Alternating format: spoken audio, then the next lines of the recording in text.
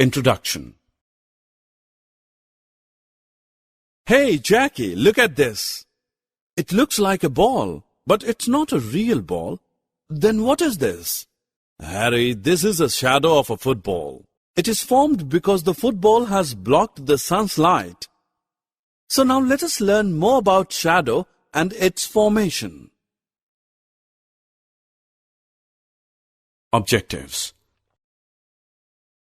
At the end of this course, you will be able to recognize a shadow, explain the formation of a shadow, find the direction of a shadow based on the location of the source of light.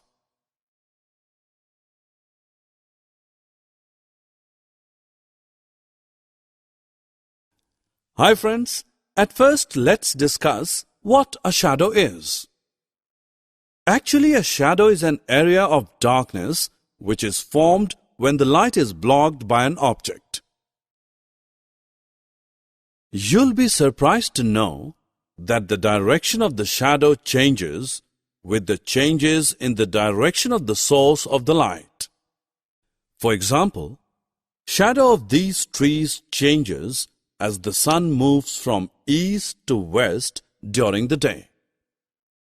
During all day, sometimes it becomes long and sometimes short. Let's see how this happens. As we all know that the sun rises in the east. In the morning, the sun is in the east, so the shadow of the object forms in the west. Now just look at its length. The length of the shadow changes as the sun moves to its west.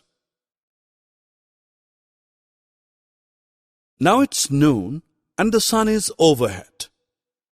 Did you notice the shadow of this tree? The shadow of the tree now becomes small. Friends, as we all know that sun sets in west, hence in the evening, the shadow of the object forms in the east.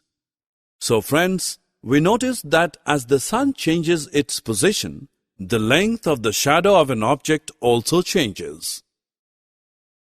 Hey friends, did you notice one more thing?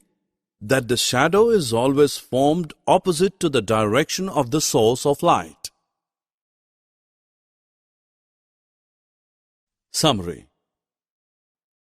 Now friends, let's summarize what we have learned. A shadow is an area of darkness. It is formed when the light is blocked by an object. It changes its direction and length with time during the day. It is always formed opposite to the direction of the source of the light.